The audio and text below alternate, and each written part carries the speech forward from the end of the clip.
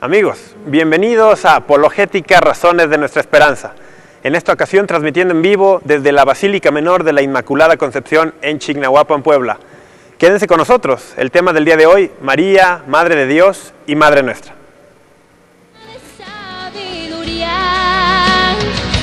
Ruega por nosotros, Madre de...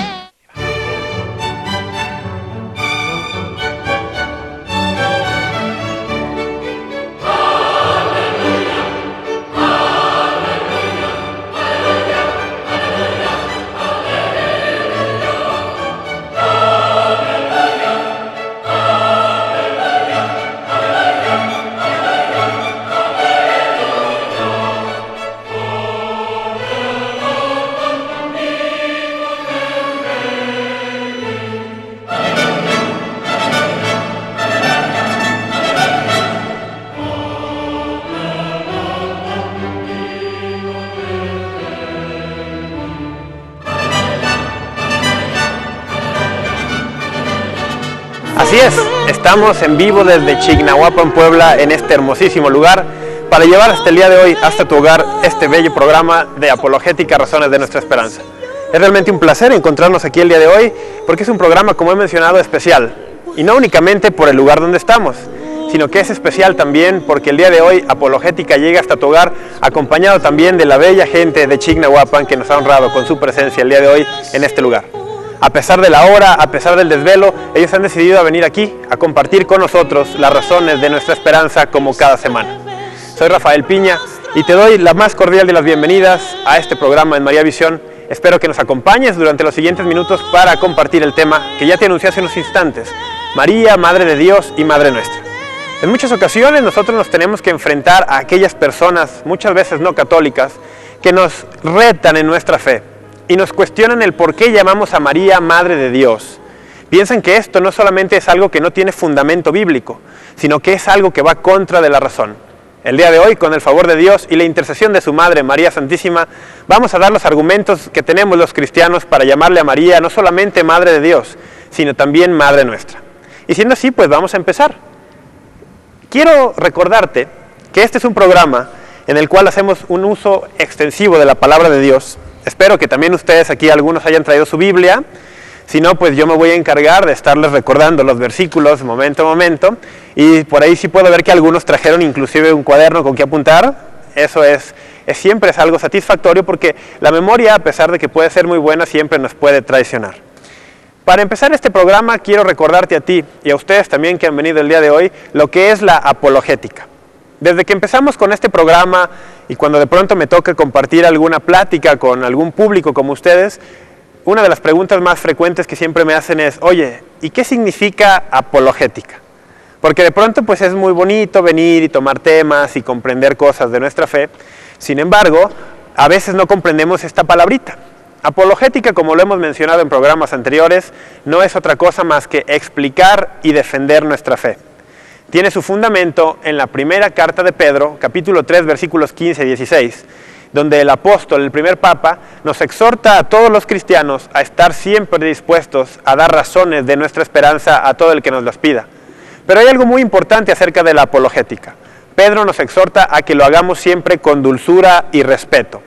Es decir, que si nos tenemos que enfrentar en una cuestión amistosa, por así decirlo, en un diálogo fraterno, con alguien que nos pide razones de nuestra esperanza, sea alguien no católico, sea alguien de alguna secta, sea alguien que ni siquiera cree en Dios, tenemos que darle respuesta de por qué creemos lo que creemos, pero no solamente hacerlo como sea, sino hacerlo con dulzura y respeto.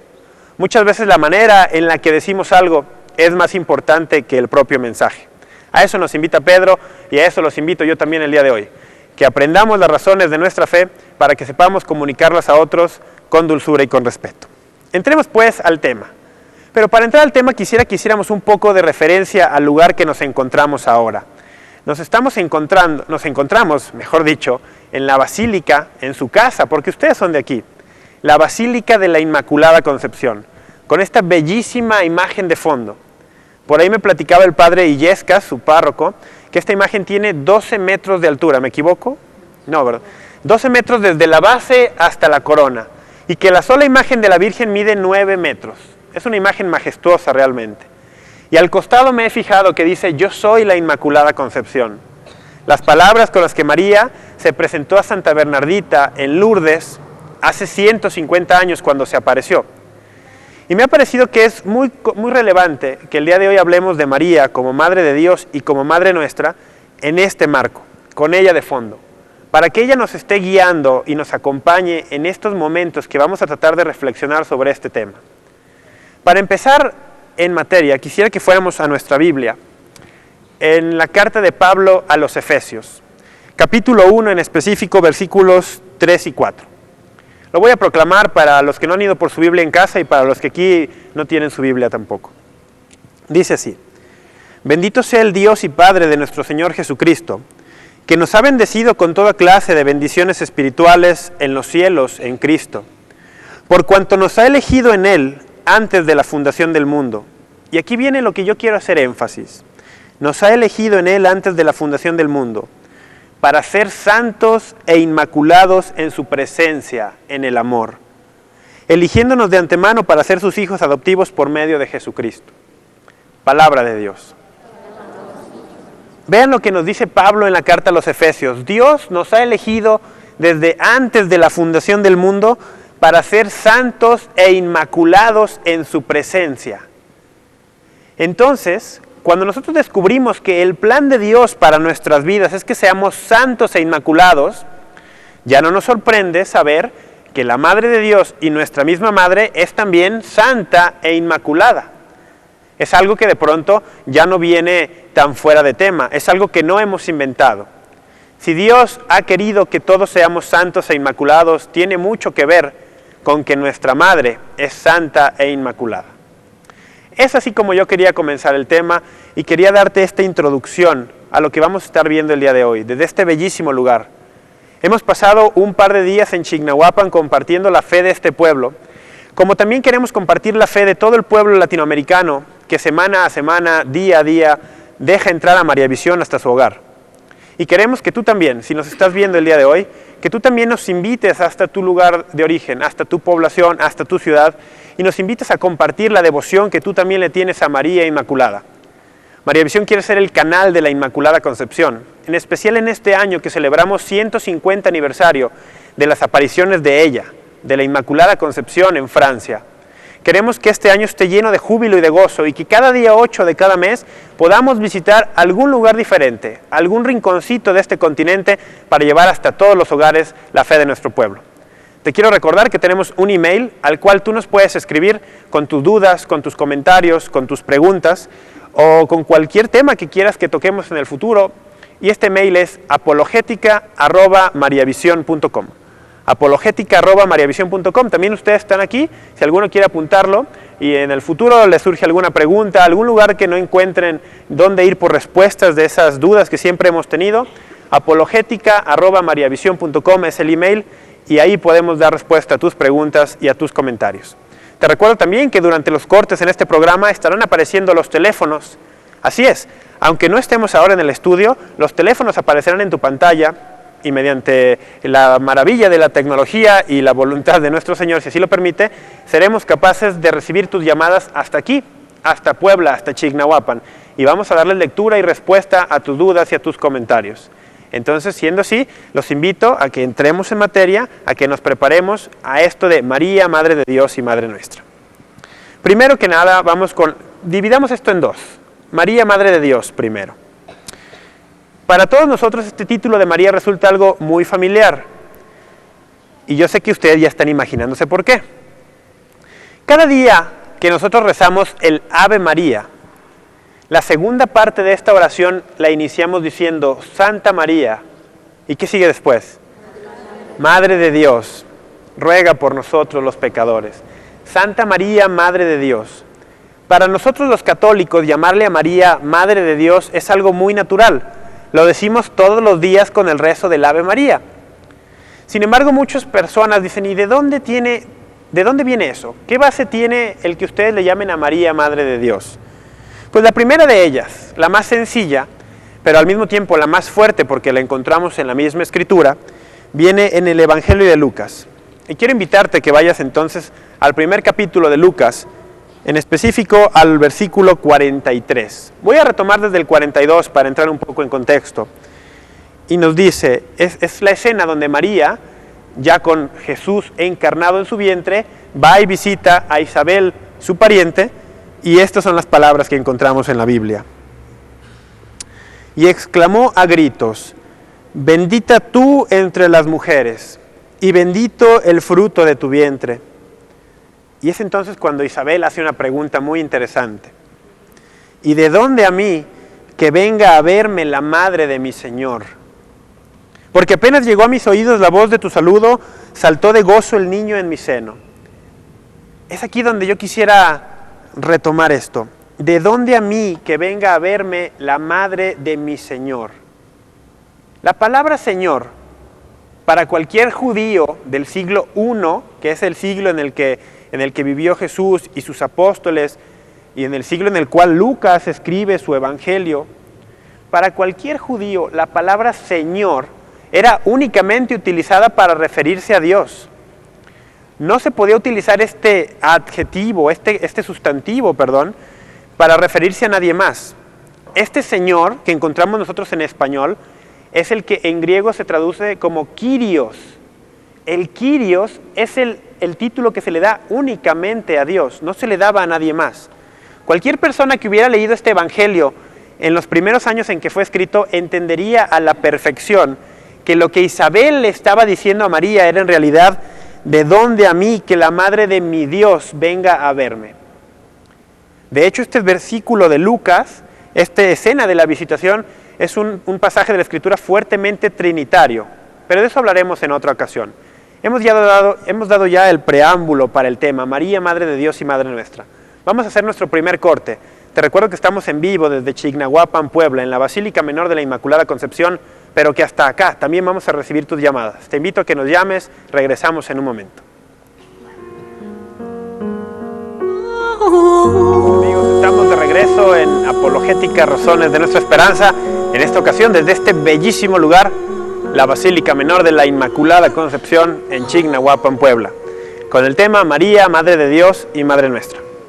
En el bloque anterior ya habíamos iniciado con este tema y veíamos que a María le llamamos Madre de Dios y que esto lo encontramos en el Evangelio de Lucas, capítulo 1, versículo 43, donde María visita a Isabel e Isabel le responde con este saludo: ¿de dónde a mí que la madre de mi Señor venga a verme?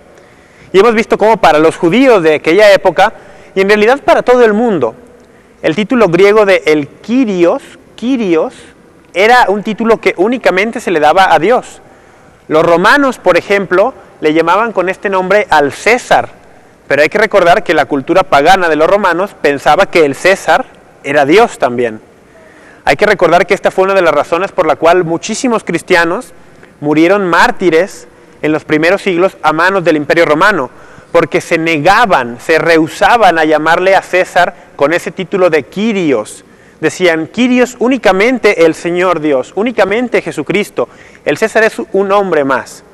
Cuando nosotros entendemos este contexto, y es por eso que yo siempre en este programa estoy repitiendo una y otra vez, que es importante conocer no únicamente la Biblia, sino conocer también un poco de historia, conocer también un poco de la tradición de la Iglesia y sobre todo usar mucho el sentido común.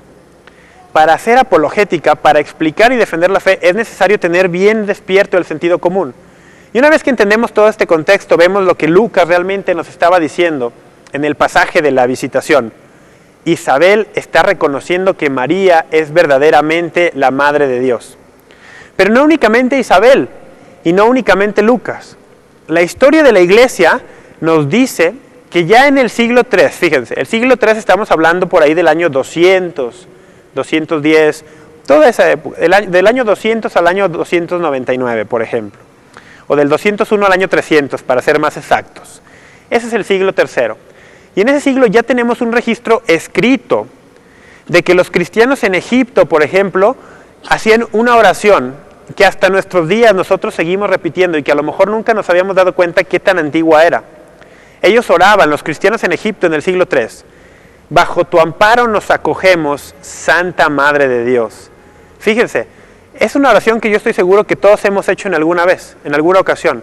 Y sin embargo, estoy seguro, porque yo tampoco lo sabía, que no estábamos ciertos en nuestra mente qué tan antigua podría ser esta oración. Tenemos un registro escrito de que por lo menos en el siglo III ya se usaba. Si tenemos un registro escrito de esto, es muy posible, por no decir que casi seguro, que ya se usaba desde muchísimo tiempo antes. Porque cuando algo se lleva y ya se registra por escrito, por lo general significa que ya es una práctica común. Entonces, los cristianos en Egipto ya le llamaban así y decían, bajo tu amparo nos acogemos, Santa Madre de Dios. Es entonces cuando vemos que llamarle a María Madre de Dios ha sido lo más natural desde los primeros días del cristianismo y ha continuado ininterrumpido hasta el día de hoy en la Iglesia Católica. Sin embargo, hay que preguntarnos, ¿cómo es que una gran cantidad de cristianos, un gran grupo de cristianos, no le llama a María por este nombre? Porque hay que reconocerlo. El mundo protestante, el mundo de las sectas, no reconoce a María con este nombre. Vamos, el mundo protestante muchas veces ni siquiera reconoce a María en lo absoluto. Piensan que fue por ahí un instrumento utilizado por Dios una vez y olvidado para siempre. Pero no es así. María juega un rol fundamental en el plan de la salvación de la humanidad. Y los cristianos de todos los tiempos lo han reconocido así. Pero vamos a analizar un poquito de historia para ver cuándo inició este conflicto. Los primeros siglos del cristianismo no hubo ningún conflicto, no hubo nadie que alzara la voz en contra de llamarle a María con este título. Pero de pronto por ahí en el siglo V, estamos hablando del año 401 hasta el año 500. En específico, en la primera mitad del siglo V, el año 420, 425, 430, por ahí, imagínense, hace muchísimos años. Surgieron por ahí algunos teólogos, algunos cristianos también, algunos católicos, porque en ese tiempo únicamente existían católicos, que empezaron a ser un poquito de escrupulosos y decir, a María no le llamemos Madre de Dios, llamémosle Madre de Cristo únicamente. Y es aquí donde quiero que me sigan con mucha atención los siguientes minutos, porque lo que voy a explicar podría parecer complicado, pero tiene muchísima relevancia. Este cristiano que empezó a levantar estos escrúpulos en particular, se llamaba Nestorio. ¿Qué nombrecito? Nestorio. Y él inició una herejía que se conoce en la historia como el nestorianismo. Lo que Nestorio decía era que a María no le llamáramos Madre de Dios, que le llamáramos Madre de Cristo. Y si nosotros no estamos atentos, esto puede para nosotros parecer que no tiene ningún problema. Decimos, sí, claro, María es Madre de Cristo, claro que sí. Pero lo que en realidad Nestorio quería decir, y es aquí donde necesito que se pongan alerta, es que María era madre únicamente de la naturaleza humana de nuestro Señor.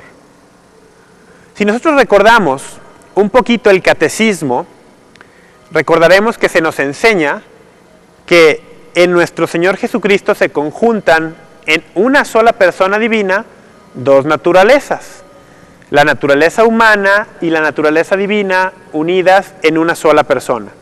Esto en teología es lo que se conoce como la unión hipostática. Eso ya es cosa para los teólogos y definiciones muy elevadas. Nosotros bástenos con comprender que este señor Nestorio decía que María había sido la madre únicamente de la naturaleza humana de Cristo. Y la Iglesia en ese tiempo, alerta como siempre, guiada por el Espíritu Santo, encabezada por el Papa Clemente I, déjenme confirmar el nombre, no vaya a ser yo que los esté engañando, si es Clemente o es no, es Celestino, ven qué bueno que lo confirmé, el Papa Celestino I, ayudado de unos grandes teólogos de esa época, sobre todo San Cirilo de Alejandría, alzaron la voz y dijeron, momento, si nosotros aceptamos lo que Nestorio nos está proponiendo, de que María es únicamente la madre de la naturaleza humana de Cristo, estamos aceptando que en nuestro Señor coexisten o están presentes no solamente dos naturalezas, sino dos personas distintas. Lo que Nestorio de fondo estaba diciendo es que en nuestro Señor existía la persona divina y la persona humana. Dos personas. Nosotros sabemos que nuestro Señor es únicamente una persona divina. ¿Qué consecuencias trae esto? Para empezar, y un ejemplo claro, si nosotros hubiéramos aceptado lo que este señor Nestorio decía, a mí inmediatamente me llega una pregunta a la cabeza. Si en nuestro Señor existe naturaleza humana y naturaleza divina, persona humana y persona divina, yo quiero saber cuál de esas dos personas, si la humana o la divina, es la que murió en la cruz por mí. Y es donde esto se vuelve ya importante realmente para mi salvación. Porque si en la cruz murió la persona divina, como decía Nestorio, entonces mi salvación está garantizada. Pero ¿qué tal si lo que Nestorio decía es cierto y el que murió en la cruz fue la persona humana únicamente? Un humano no me podría haber redimido como lo hizo nuestro Señor, siendo verdadero hombre y verdadero Dios. Estas cuestiones, aunque parezcan muy complicadas, son muy importantes. Y nosotros de pronto, hoy en pleno siglo XXI, es muy fácil para nosotros creer y aceptar que nuestro Señor tiene dos naturalezas en una sola persona. Y nosotros podemos estar seguros de que esto es verdad. Sin embargo, si nosotros podemos gozar de esta definición, por así decirlo, que por cierto es algo que compartimos también con los protestantes. Nuestros hermanos separados todos reconocen que en nuestro Señor Jesucristo está la naturaleza humana y la naturaleza divina en una sola persona. Lo que todos nosotros sabemos, que Jesucristo es verdadero hombre y verdadero Dios.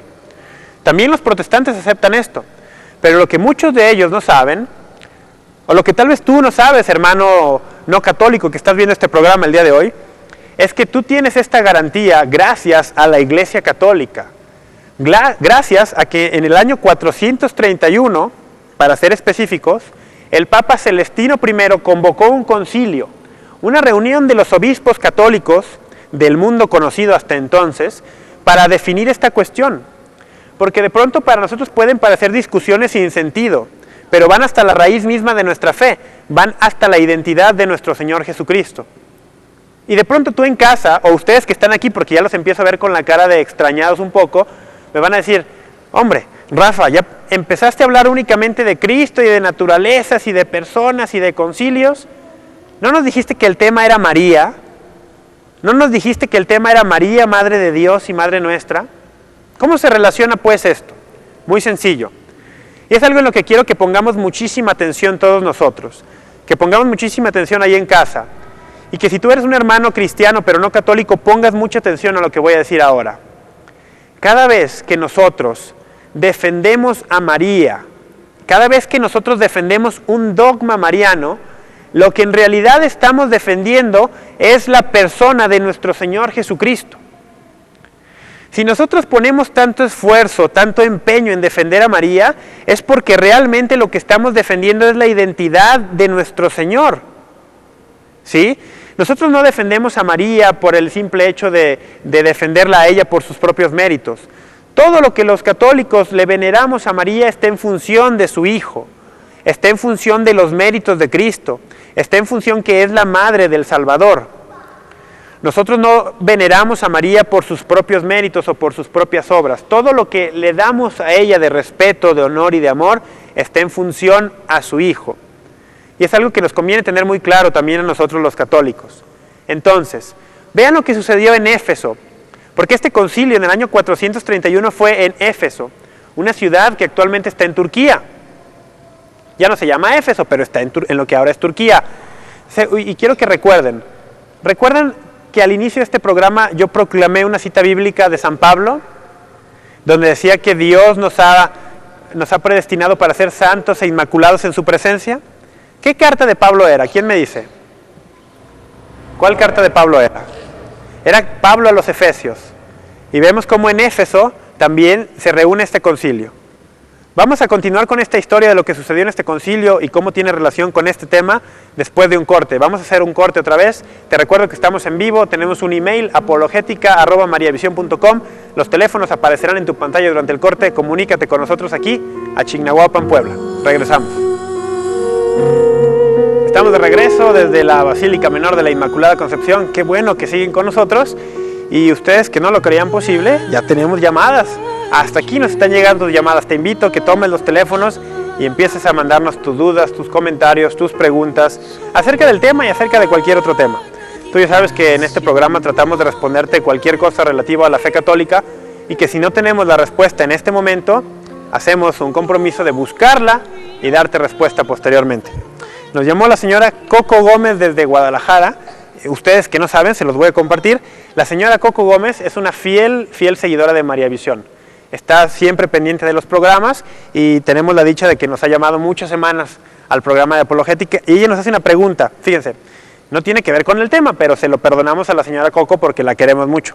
Y nos dice, ¿qué significado tiene que se levante la hostia durante la consagración en misa? Voy a responder brevísimamente para no salirme de tema y luego continuar.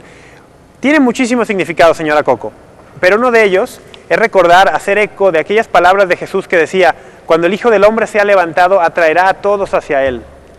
Él decía, cuando yo sea levantado, atraeré a todos hacia mí. Y en su cruz, en el Calvario, cuando nuestro Señor es crucificado, nos redime a todo el género humano y a todos, desde Adán hasta el último hombre que va a existir, volteamos nuestra mirada a Él, porque ahí está nuestra salvación. Y en la misa, siendo la representación del sacrificio de nuestro Señor, el sacerdote toma el cuerpo de nuestro Señor, porque ya no es pan.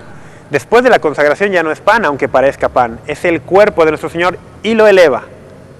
Y elevándolo atrae nuestra mirada hacia Él también. Y todos lo adoramos y lo proclamamos como nuestro Rey y como nuestro Señor. Ese es únicamente uno de los muchos significados que puede tener este momento en la misa. Recordemos que la misa, después de todo, es un misterio que nunca vamos a lograr comprender en su totalidad. Comprendemos mucho de Él, pero es un misterio divino, va más allá de nuestro entendimiento, es muchísimo más rico que lo que nuestra mente nos pueda alcanzar. Pues gracias, señora Coco, y los invito a ustedes también que nos empiecen a llamar, que continúen llamándonos. Aquí tenemos a las muchachas Susana y Alejandra ayudándonos con las llamadas aquí en Puebla también. Y también los invito a ustedes, ya les dije, pero les repito, si alguno tiene una pregunta, anímese y haga la pregunta aquí en vivo. Vamos a tratar de responderla también. Continuamos entonces con el tema. Estábamos viendo esta cosa que pasó en el siglo V con Nestorio. Y veíamos que el Papa Celestino I convocó un concilio en la ciudad de Éfeso, la misma ciudad a la que Pablo había destinado una carta, a la comunidad más bien de esa ciudad. Pablo les había destinado una carta y en la cual leímos al inicio del programa que nuestro Señor nos predestinó desde antes de la fundación del mundo para ser santos e inmaculados. También sabemos por la historia y por la sagrada tradición de la Iglesia que en esta ciudad de Éfeso es donde fue también Juan el apóstol a vivir con María unos años después de que nuestro Señor muere, resucita y asciende a los cielos. Se nos dice que Juan fue a Éfeso a ser obispo de esta ciudad, a dirigir la iglesia ahí convocada, ahí reunida, y que María lo acompañó algunos años a vivir ahí. Pues es en este lugar donde el Papa llama a un concilio en el año 431 para poner fin a estas disputas entre Nestorio y los que defendían la verdad católica.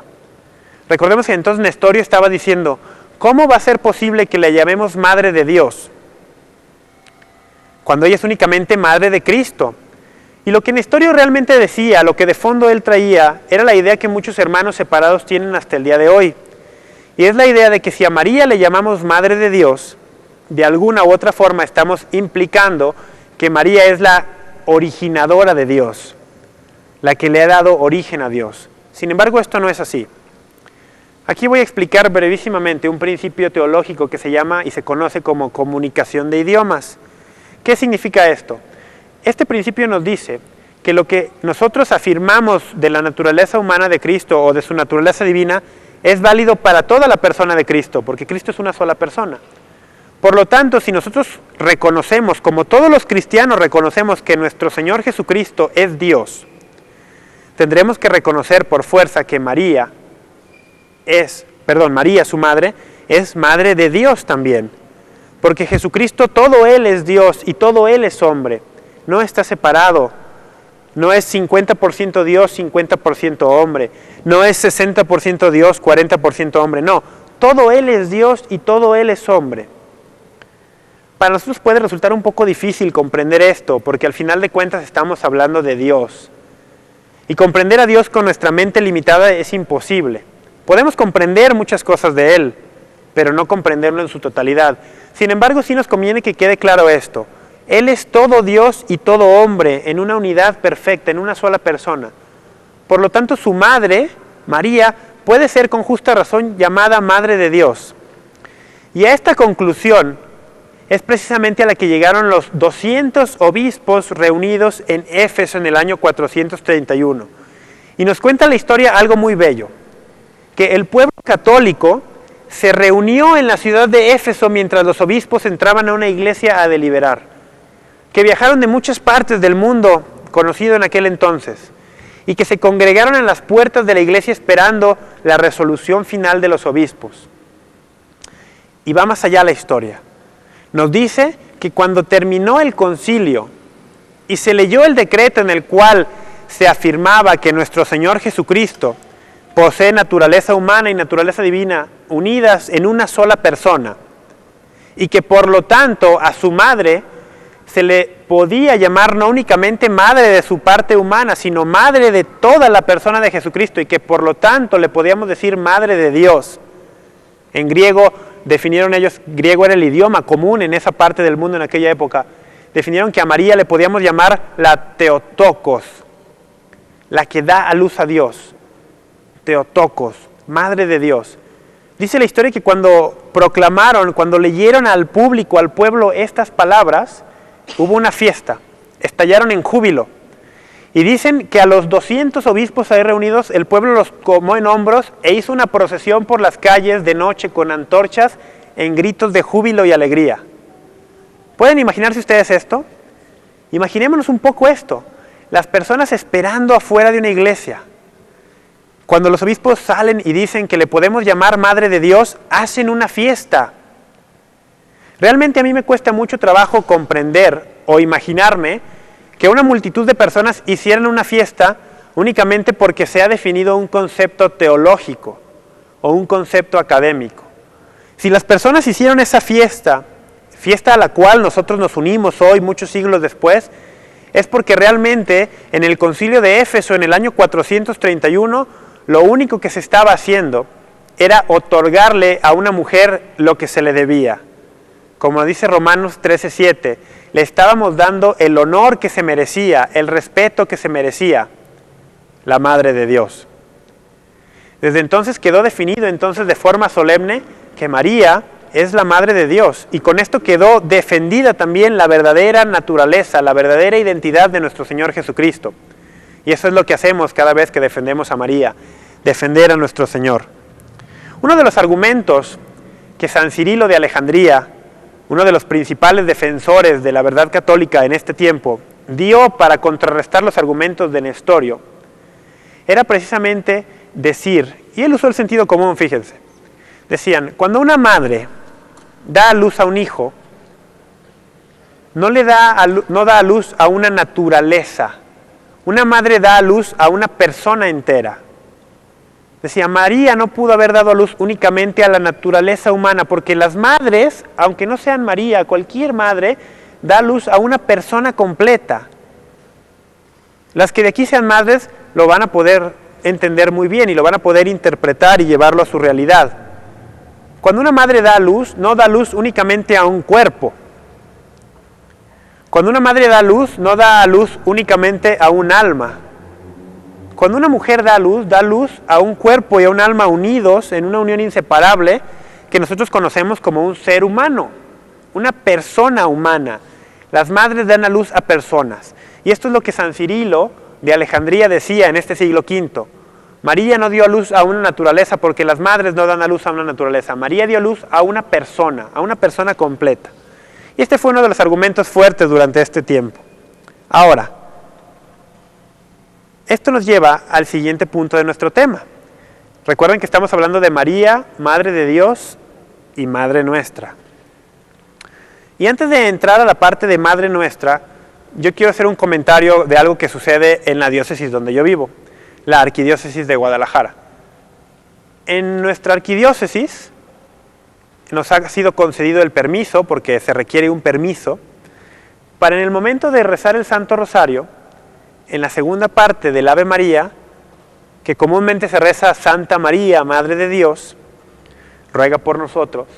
Nosotros en la Arquidiócesis de Guadalajara tenemos el permiso de rezar Santa María, Madre de Dios y Madre Nuestra. Que de pronto esto va convirtiéndose ya en una práctica común en otros lugares. Pero yo me he encontrado también con personas que nos dicen o me preguntan, ¿por qué ustedes rezan el Ave María de esta forma? ¿Por qué lo cambian? ¿Por qué alteran las palabras? Y doy esta respuesta. Lo hacemos por amor. Lo hacemos por amor a nuestra madre. Y al hacerlo no estamos inventando nada, ni estamos añadiendo nada a la doctrina católica, ni estamos yendo en contra de ningún principio. Lo que estamos haciendo realmente es llamarle a María por otro de sus títulos, por otro de sus nombres que realmente tiene, Madre Nuestra. Pero cabe hacer notar que también contamos con la autorización para ello. Tenemos la autorización para llamarle a María de esta manera. Ahora, remontémonos entonces un poco a Éfeso, a esta gran celebración que hicieron los cristianos, cuando dijeron los obispos que a María se le podría realmente llamar así. Y en esa celebración pensemos que también nosotros estamos incluidos. Que las celebraciones que nosotros hacemos todavía hoy en día en honor a nuestra Madre Santísima tienen eco en aquella celebración que hicieron los cristianos del siglo V. Y es entonces cuando podemos recordar que la Iglesia es una sola a través de todos los siglos. Que todos los cristianos que han vivido, los que vivimos ahora y los que vivirán después de nosotros, formamos un solo cuerpo, una sola Iglesia. Algunos ya están en el cielo, algunos habitan ahora, pues están en un estado, más bien dicho, están en un estado de purificación que nosotros llamamos purgatorio. Algunos seguimos aquí, lo que nosotros conocemos como la iglesia militante. Seguimos militando, peregrinando en la tierra, buscando esa meta final de todos. Somos un solo cuerpo, una sola iglesia, y festejamos con los cristianos del siglo V esta victoria de poder llamar a María Madre de Dios, porque también la podemos llamar Madre Nuestra. Y acerca de este concepto, de que somos un solo cuerpo, que somos una sola iglesia, vamos a hablar posteriormente, porque eso nos va a dar mucha luz al comprender por qué nosotros llamamos a María Madre Nuestra. Vamos a hacer un corte, ¿tengo entendido? Te pido que tomes los teléfonos que aparecerán en tu pantalla, que nos hagas llegar tus dudas, tus comentarios, tus preguntas, hasta aquí, hasta la Basílica de la Inmaculada Concepción en Chignahuapan, porque hasta acá vamos a recibirlas y vamos a darles lectura al aire. Te recuerdo también nuestro email, apologética@mariavision.com. Regresamos en un momento aquí a Apologética, Razones de Nuestra Esperanza.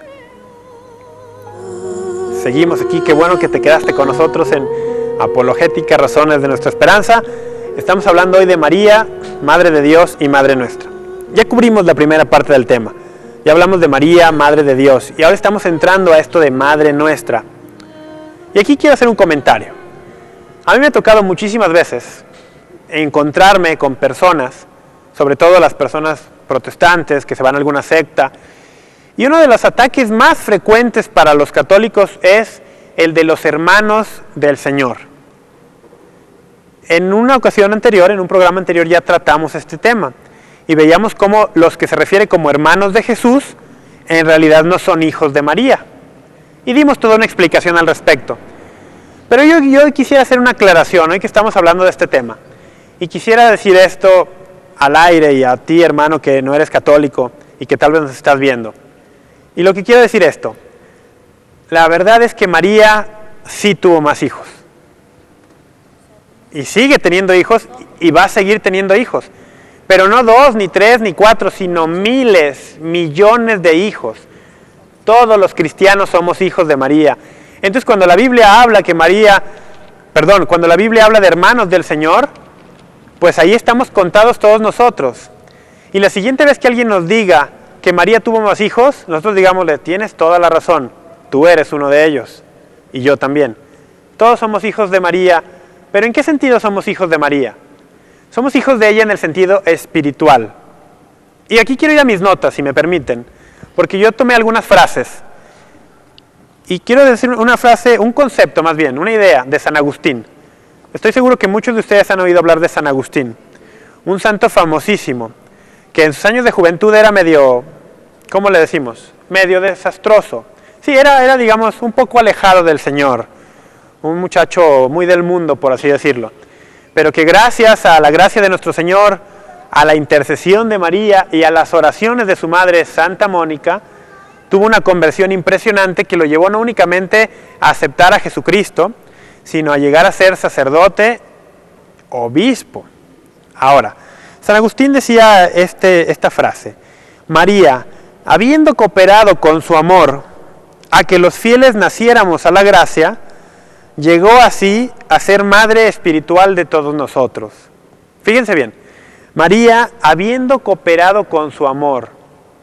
Esta palabra, este concepto, el amor, es algo muy importante, porque al final de cuentas, el cristianismo, el catolicismo, es una religión de amor, es la religión del amor, pero no el amor en el sentido medio filosófico, un tanto idealista de amor a todas las personas, amor a todo. No. Es el amor porque el amor es una persona. Dios es amor, nos dice Primera de Juan 4:8.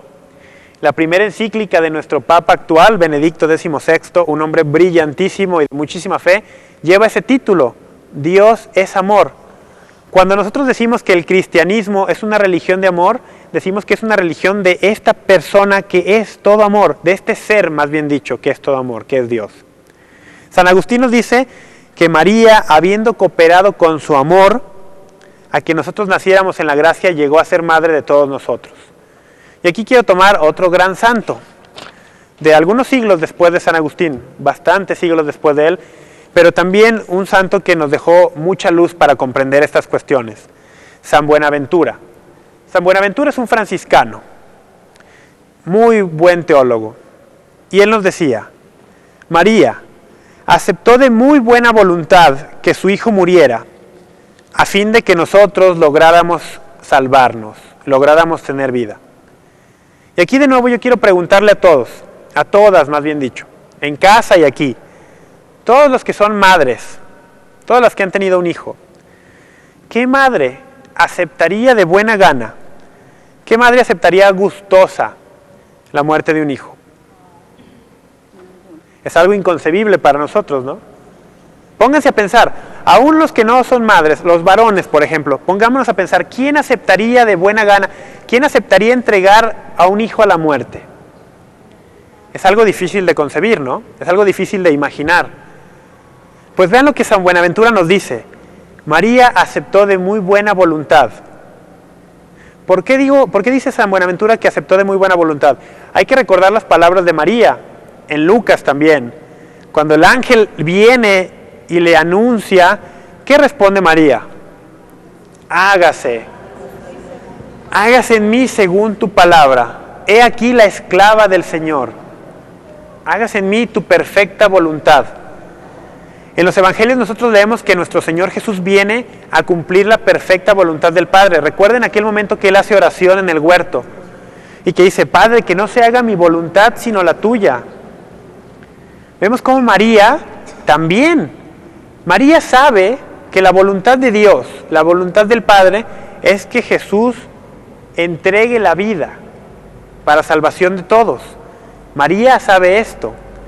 Y sabiendo esto, coopera de forma perfecta con la voluntad del Padre, acepta la voluntad, acepta de buena gana, con toda su voluntad, con todas sus fuerzas, que su Hijo también muera, pero que muera para darnos vida a todos nosotros.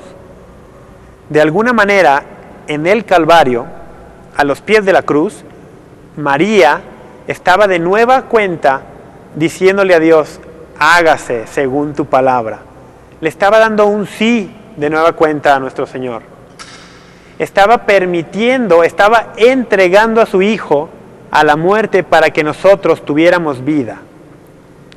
Es así como María llega a ser, como nos dicen San Agustín y San Buenaventura, madre de todos nosotros, con ese sí que dio para entregar a su Hijo. Pero va más allá. Y aquí quiero que vayamos al Evangelio de Juan. Voy a tomar de nuevo la Biblia. Juan capítulo 19, versículo 26. Juan 19, 26. Estamos en la escena del Calvario. Jesús, viendo a su madre y junto a ella al discípulo a quien amaba, dice a su madre, mujer, ahí tienes a tu hijo. Luego dice al discípulo, ahí tienes a tu madre. Y desde aquella hora el discípulo la acogió en su casa. Palabra de Dios. Vean qué palabras tan llenas de significado. Y yo aquí quiero que que nos pongamos un poquito en el papel de María. Imagínense que María, cuando tenía por ahí de 14, 15 años, no sabemos, llega un ángel enviado por Dios y le dice que ella, si acepta, va a ser la madre del Salvador. Ya de por sí eso es algo muy grande. Pero no solo eso, sino que sí acepta y lo lleva en su seno por 9 meses. Y después lo da a luz y lo cuida cuando es un bebé. Y le da de comer, y lo cuida, y lo baña, y le cambia los pañales, y todo lo que se le hace a un niño normal. Y vive con él, cuidándolo como su hijo por un espacio más o menos de 30 años. Y después de 30 años empieza a ver cómo él empieza ese ministerio público a anunciar el reino de los cielos a todos, y ella está fiel ahí siempre detrás de él. Y después de esto ella recuerda la profecía que le habían hecho cuando fue a presentar al Señor al templo y le dijeron, una espada te atravesará el corazón. Y cuando ella está al pie de la cruz viendo a su hijo, a su único hijo, desgarrado, derramando la sangre, todo el cuerpo deshecho, imaginémonos por un momento el dolor que pudo haber estado sintiendo ella. El dolor tan grande de ver a un hijo en esa circunstancia. Y todas las fuerzas que le debieron faltar. Y yo quiero pensar en nosotros. Cuando a nosotros nos pasa algo, una situación difícil en nuestra vida, muchas veces sentimos que la fuerza se nos acaba. Y queremos darnos por vencidos. Y queremos no seguir caminando más. Y tal vez a María le pasó esto también. A los pies de la cruz, viendo que su hijo está muriendo, piensa que ya no puede más. Tal vez está pensando que ella quiere morir junto con él. ¿Y qué sucede? Justo en el instante que María piensa que su misión en la vida está llegando al fin, a su final, recuerden lo que hablábamos ayer, los que estuvieron aquí presentes, la misión en la vida. Justo cuando María está pensando que su misión ya está terminando, Jesús utiliza sus últimas palabras, lo último que le queda de aliento, y le dice, mujer, casi como diciéndole, un momento, no te des por vencida todavía, no te dejes caer, no te rindas, porque tu misión no ha terminado, apenas empieza. Le dice, mujer, ahí tienes a tu hijo. Como si Jesús le estuviera diciendo, este hijo que tú estás viendo aquí, sí, va a morir, pero va a resucitar. Pero tu misión va mucho más allá que ser madre solamente de este hijo. Ahí tienes uno nuevo. Ahí está tu misión. Tu misión continúa. Tu misión va a perdurar por la eternidad. Y es muy interesante ver las palabras que San Juan utiliza. San Juan en el versículo 27 dice, luego dijo al discípulo. Es bien interesante lo que nos dicen los expertos en Biblia. Porque Juan no utilizó su propio nombre. Juan no dijo, luego le dijo a Juan. No, dijo, luego dijo al discípulo. De igual manera que a la Virgen, a María, no le dijo María o no le llamó, sino que le llamó con el título de mujer. Esto tiene mucho significado también que ojalá en otra ocasión tengamos oportunidad de comentar. Pero le dijo al discípulo. ¿Quiénes son los discípulos del Señor? Y es aquí donde yo quiero hacerte el llamado. Si tú crees, si tú te consideras un discípulo amado de Jesús, estas palabras fueron para ti. Si tú crees que eres un discípulo del Señor, un seguidor del Señor, aunque no seas católico, estas palabras fueron para ti, estas palabras son para ti. Jesús le encomendó a María la misión de ser tu madre. Y si tú no dejas que María cumpla con esa misión, es como si estuviera rechazando la misma palabra del Señor. Porque Él así lo quiso en sus últimos instantes, con el último aliento que le quedaba antes de entregar la vida por nosotros. Mujer, ahí tienes a tu hijo. Y a todos los discípulos amados nos dijo, ahí tienen a su madre. Es aquí donde encontramos una de las razones más fuertes para decir que María es nuestra madre también. Vamos a hacer un corte otra vez. Vamos a regresar aquí a la Basílica de la Inmaculada Concepción en Chignahuapan, Puebla. Espero que nos sigan favoreciendo con su atención después de unos minutos aquí en Apologética, Razones de Nuestra Esperanza. Estamos de regreso, estamos en el último bloque de este programa de Apologética con el tema del día de hoy, María, Madre de Dios y Madre Nuestra, desde este bellísimo lugar y con esta bellísima gente, y también contigo que estás desde tu hogar siguiendo esta transmisión de María Visión. Estamos hablando ya de la última parte de nuestro tema. ¿Por qué decimos que María es Madre nuestra también? Y te hacía yo referencia a ese pasaje de Juan 19:26, al pie de la cruz, María y Jesús y el discípulo amado. Y nuestro Señor le dice, he ahí a tu madre, y al discípulo le dice, he ahí a tu madre, y a María, a su madre, le dice, mujer, he ahí a tu hijo. Hemos dicho entonces que si tú te consideras un discípulo del Señor, María es tu madre también. Ahora, más allá, la Biblia nos enseña, y esto es algo que cualquier cristiano cree, católico o no católico, que nosotros somos hermanos de Jesús, que podemos llamar a Dios Padre precisamente porque somos, mediante el bautismo, incorporados a la familia de Dios y Jesucristo nos ha hecho sus hermanos.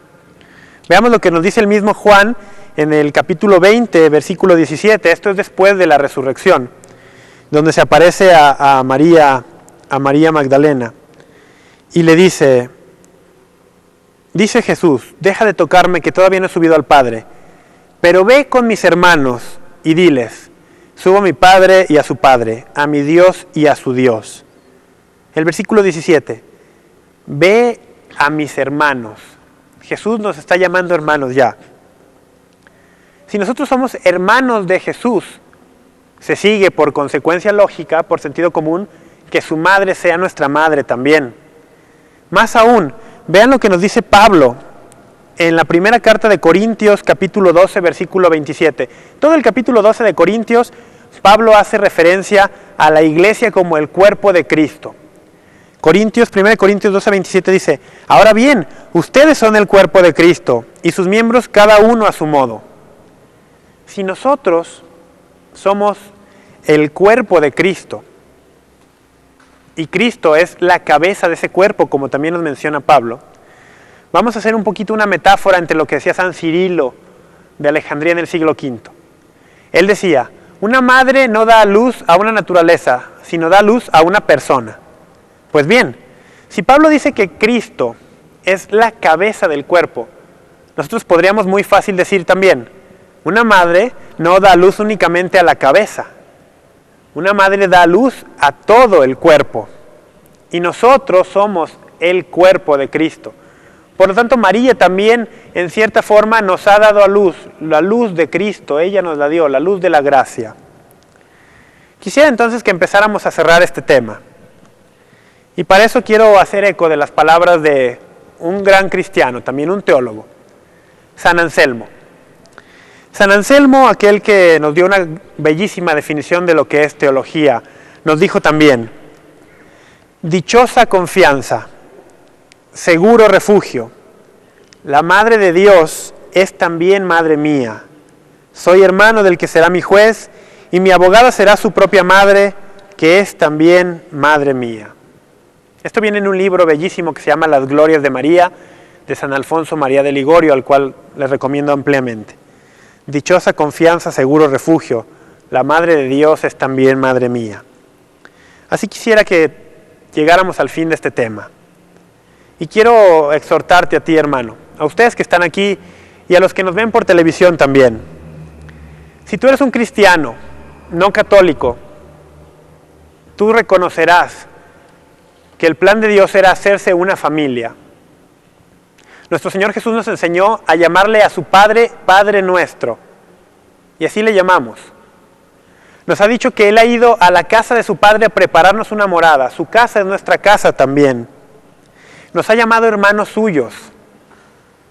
Pero si tú no reconoces a María, la Madre de Jesús, como tu madre también, tu familia está incompleta.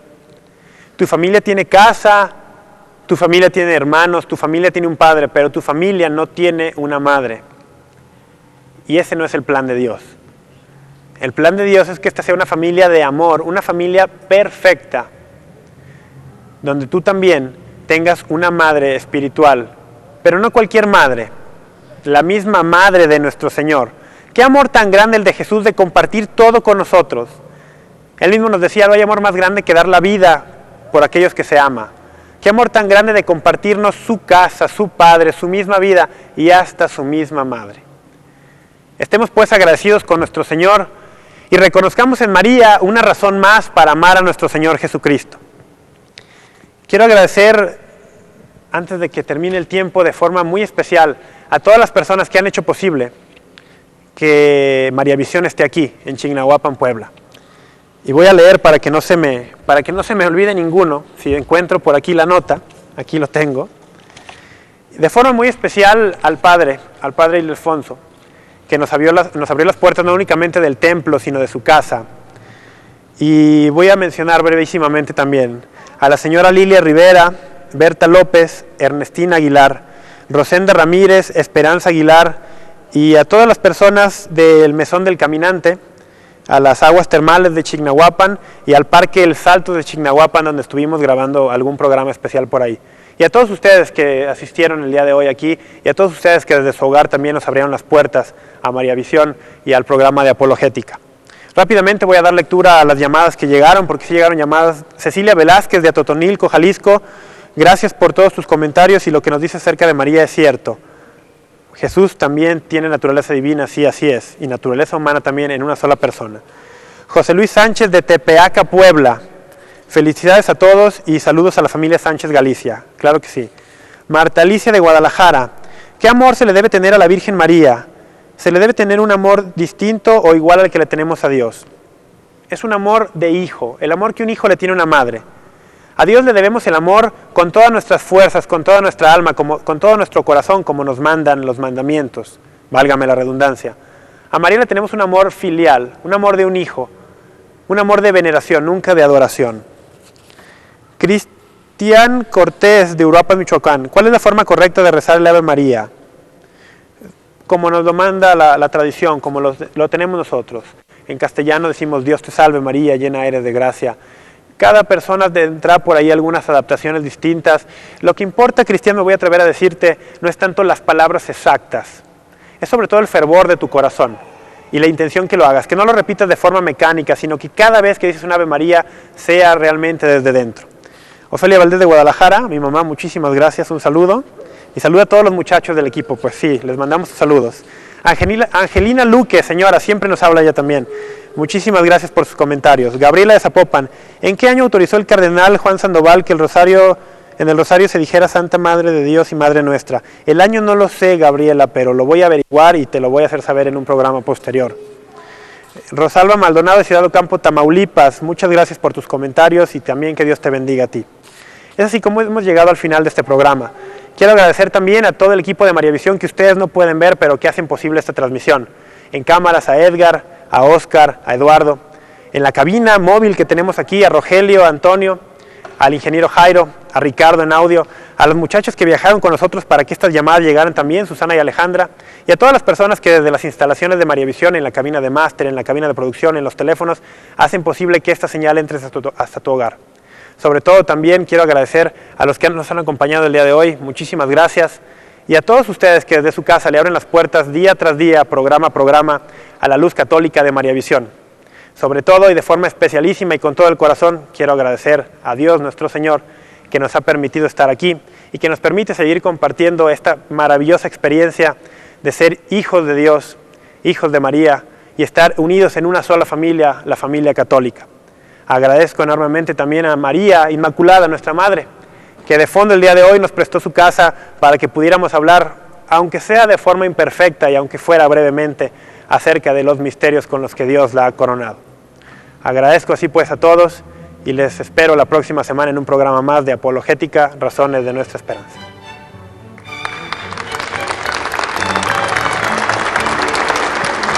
Gracias a ella.